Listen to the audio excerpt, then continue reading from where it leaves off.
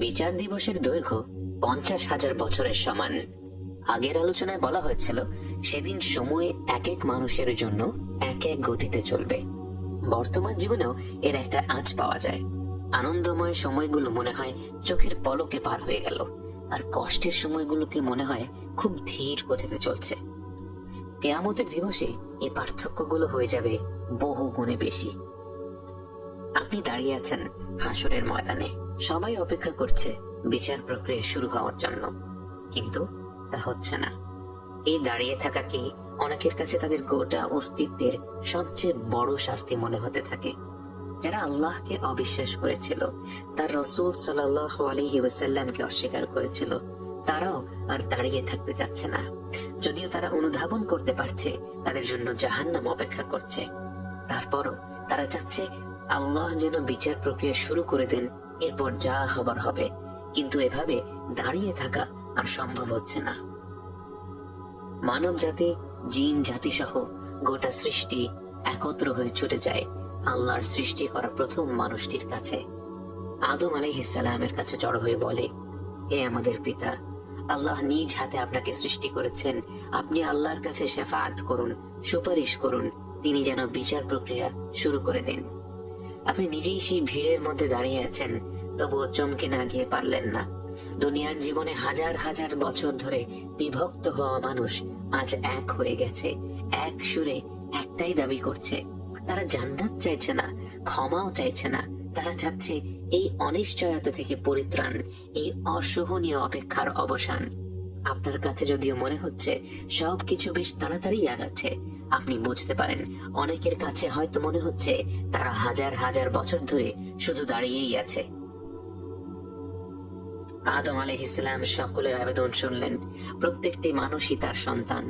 নিজ সন্তানদের আকুল আবেদন শোনার পরেও তিনি তাদের কথায় রাজি হতে পারলেন না। তিনি সেদিন বহু বছর আগে তার করা একটি ভুলের কথা চিন্তা করছিলেন, যে ভুলের কারণে তিনি জান্নাত থেকে বহিষ্কৃত হয়েছিলেন, যে ভুলের শাস্তি তিনি পেয়ে গিয়েছিলেন। কিন্তু তিনি জানেন আজ বিচার দিবসে আল্লাহ অত্যন্ত রেগে আছেন। তাই তিনি তার সেই একটি ভুল নিয়ে এতটাই চিন্তিত যে তিনি তার সন্তানদের ফিরিয়ে দিয়ে বললেন, আমি এই কাজ করতে পারবো না, তোমরা অন্য কারো কাছে যাও, তোমরা নূহের কাছে যাও।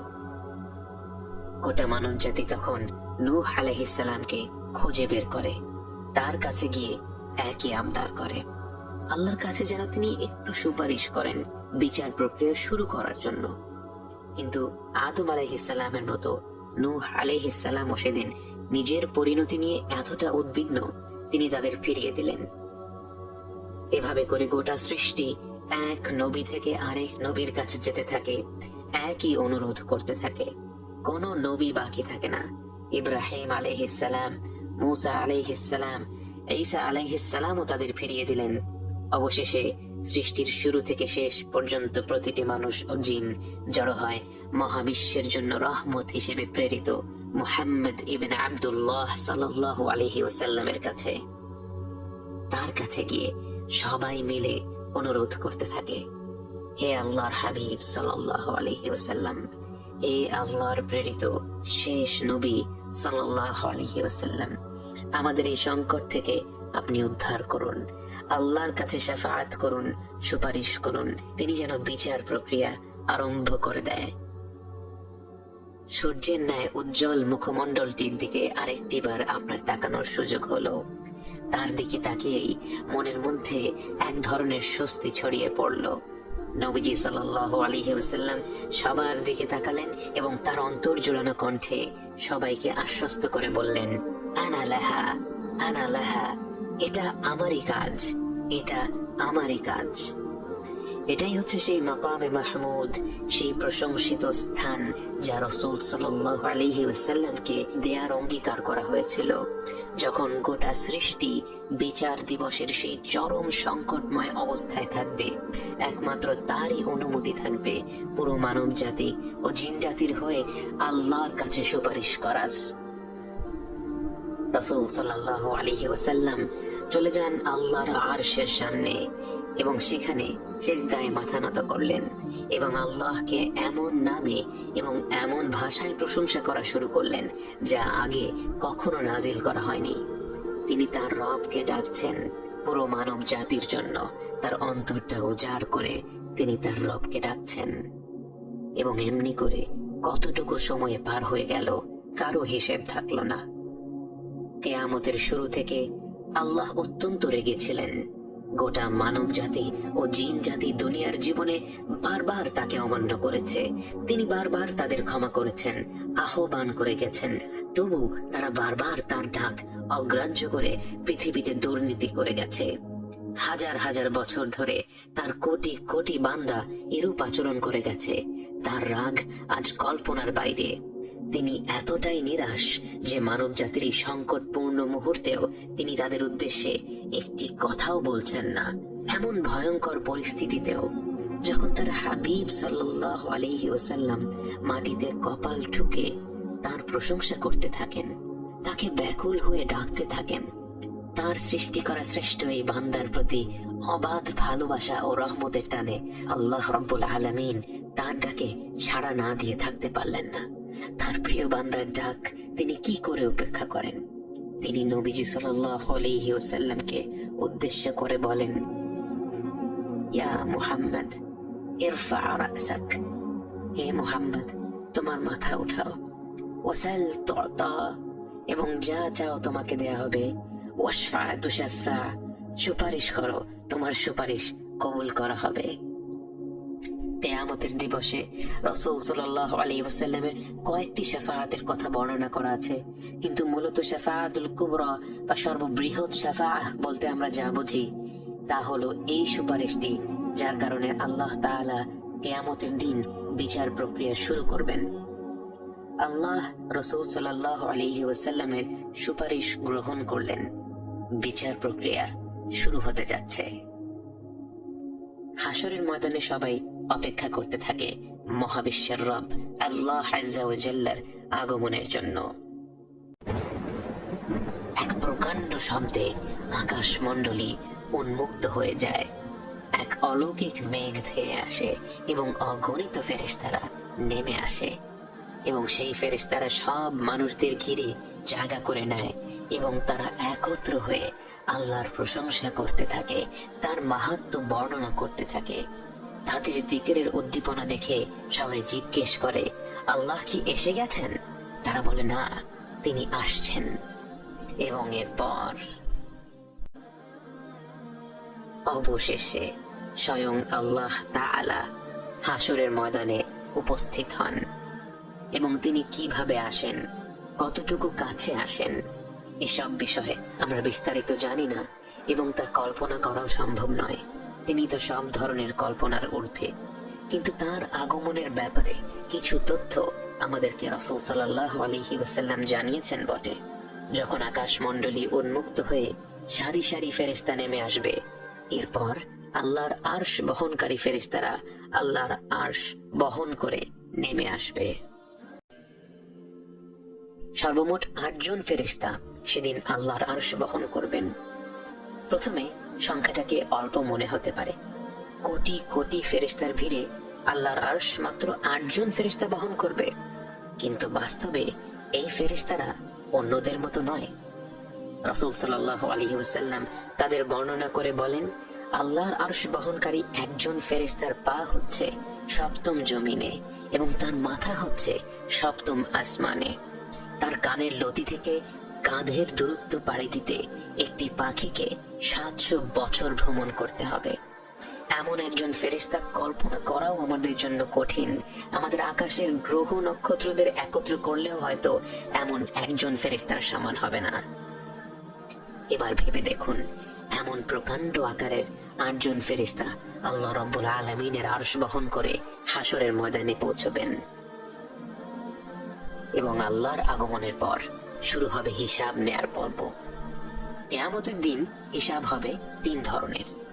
প্রথম দলকে কোনো হিসাব, কোনো আযাব ছাড়াই সরাসরি জান্নাতে প্রবেশ করানো হবে। বুখারীর হাদিসে বর্ণিত আছে, রাসূল সাল্লাল্লাহু আলাইহি ওয়াসাল্লাম বলেন, তার উম্মত থেকে 70,000 মানুষ কোনো প্রকার হিসাব ছাড়াই জান্নাতে প্রবেশ করবে এবং তাদের মুখমণ্ডল চাঁদের মতো উজ্জ্বল হয়ে থাকবে। যদিও 70,000 শুনলে খুব বেশি মনে হয় না, কিন্তু সকল মুমিন ব্যক্তিদের জন্য সুখবর রয়েছে।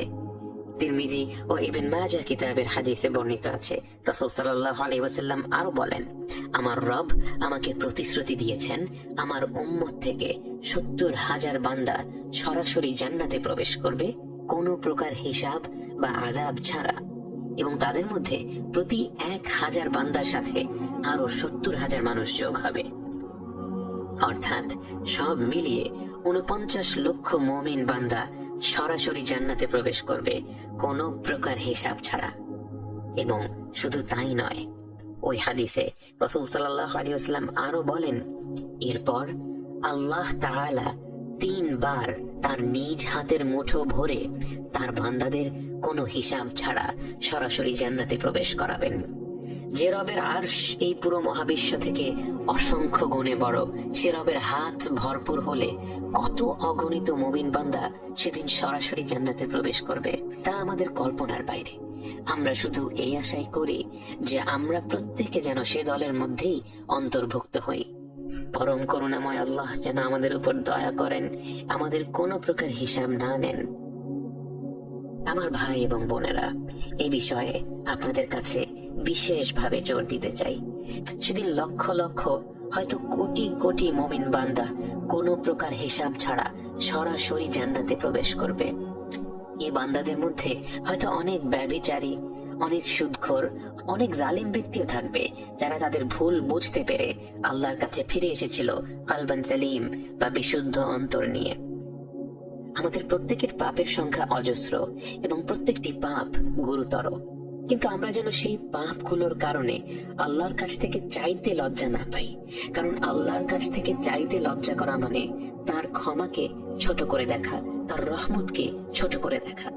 আমরা যেন সেদিন এ কারণে এই শ্রেষ্ঠ দলের অন্তর্ভুক্ত হওয়া থেকে বঞ্চিত না হই যে আমরা আল্লাহর ক্ষমার উপর হতাশ হয়ে সরাসরি জান্নাত লাভের জন্য দোয়াই করিনি। আমরা যেন প্রত্যেকে আল্লাহর কাছে শ্রেষ্ঠ এই দলটির অংশ হওয়ার জন্য দোয়া করি। আমি চোখের জিনা করে থাকলেও, আমি সুদের চাকরি করে থাকলেও, আমি মদ্যপান করে থাকলেও, হয়তো এই দোয়ার কারণেই আমি শীঘ্রই এই পাপগুলো থেকে ফিরে আসতে পারবো এবং সেদিন কোনো প্রকার হিসাব, কোনো প্রকার আযাব ছাড়া জান্নাতে প্রবেশ করতে পারবো। আল্লাহ সুবহানাহু ওয়া তাআলা আমাদের সবাইকে সে দলের অন্তর্ভুক্ত করুন, আমিন। সর্বোত্তম এই পরিণতির পর রয়েছে দুটি দল। এক দল লোকের জন্য রয়েছে হিসাবুন ইয়াসির, তাদের জন্য রয়েছে সহজ হিসাব, এবং এটাও হবে মুমিন বান্দাদের জন্য। কিন্তু সেই বান্দারা যারা হিসাব ছাড়া জান্নাতে প্রবেশ করার দলের মধ্যে ছিল না, এই দলের বান্দাকে আল্লাহ তার জ্ঞান, তার নিয়ামত এবং তার কাজ সম্পর্কে জিজ্ঞেস করবেন এবং সে সেগুলো কিভাবে কাজে লাগিয়েছিল তা জানতে চাইবেন। সে তখন বিভিন্ন ধরনের ভালো কাজের কথা উল্লেখ করতে পারবে এবং সে যত ভালো কাজের কথা উল্লেখ করতে থাকে সেই প্রশ্নোত্তর পর্ব তার জন্য তত সহজ হতে থাকে এবং সেই মুহূর্তেই আল্লাহর রহমত তার উপর বর্ষিত হতে থাকে। এবং এরপর আল্লাহ তাকে আলাদা করে নেবেন এবং তাকে তার পাপগুলো দেখাবেন, এবং তার পাপগুলো দেখার পরে সে আল্লাহর সামনে অত্যন্ত লজ্জিত বোধ করবে, তীব্র অনুশোচনা বোধ করবে। কিন্তু এরপর আল্লাহ তার পাপগুলো ক্ষমা করে দিবেন এবং সেই পাপগুলো সম্পর্কে আর কেউ জানবে না। এবং বলে রাখা ভালো, এ কারণে উলামারা পরামর্শ দেন, কেউ গোপনে কোনো পাপ কাজ করে থাকলে সে যেন সেটা প্রকাশ্যে বলে না বেড়ায়, বরং তার পাপের জন্য গোপনেই আল্লাহর কাছে ক্ষমা চাইতে থাকে এবং ইনশাআল্লাহ কিয়ামতের দিনেও আল্লাহ গোপনেই তার পাপগুলো ক্ষমা করে দিবেন। কিন্তু সে যদি তার পাপগুলো প্রকাশ্যে নিয়ে আসে তাহলে আল্লাহ তাআলা অত্যন্ত রেগে যান এবং তা তার জন্য খারাপ পরিণতি বয়ে নিয়ে আসবে। হিসাব নেওয়ার সময় তৃতীয় দল হবে তারা যাদের কঠিন হিসাব নেওয়া হবে, এবং যাদেরই কঠিন হিসাব নেওয়া হবে তারাই ধ্বংস। বুখারী ও মুসলিম হাদিসে আছে, রাসূল সাল্লাল্লাহু আলাইহি ওয়াসাল্লাম আয়েশা রাদিয়াল্লাহু আনহাকে বলেন, হিসাবের সময় যারই খুঁটিনাটি হিসাব নেওয়া হবে সেই সাজাপ্রাপ্ত হবে। এই দলের ব্যক্তিদের তাদের জীবনের প্রতিটি কাজের জন্য, প্রতিটি মুহূর্তের জন্য, ছোট বড় প্রতিটি নিয়ামতের জন্য প্রশ্ন করা হবে, এবং এই দলের লোকদের কোনো উত্তর থাকবে না। ভেবে দেখুন, আমাদের যদি শুধু গত এক সপ্তাহের কর্মকাণ্ডের জন্য প্রতিটি সেকেন্ড আমরা কিভাবে ব্যয় করেছি, প্রতিটি পয়সা আমরা কিভাবে আয় করেছি এবং তা কিসের পেছনে খরচ করেছি, প্রতিটি নিয়ামত পাওয়ার পর আমরা তা কিভাবে ব্যবহার করেছি, এই নিয়ে প্রশ্ন করা হয়, হয়তো এই এক সপ্তাহের হিসাবেই আমাদের পরিণতি ভয়ঙ্কর হয়ে যাবে। ভেবে দেখুন, যে ব্যক্তিকে তার বালে হওয়ার পর থেকে মৃত্যু পর্যন্ত প্রতিটি মুহূর্তের জন্য জবাবদিহিতা করতে হবে, তার পরিস্থিতি কতটা ভয়াবহ হবে। তাই আমরা প্রতিনিয়ত আল্লাহর কাছে দোয়া করি, আমাদের যা প্রাপ্য তিনি যেন আমাদের তা না দেন। আমাদের যা প্রাপ্য তা পেলে তো আমরা ধ্বংস হয়ে যাব, বরং তিনি যেন আমাদের প্রতি বিশেষ রহমত প্রদর্শন করেন, যা ছাড়া আমরা কখনোই জান্নাত লাভ করতে পারবো না।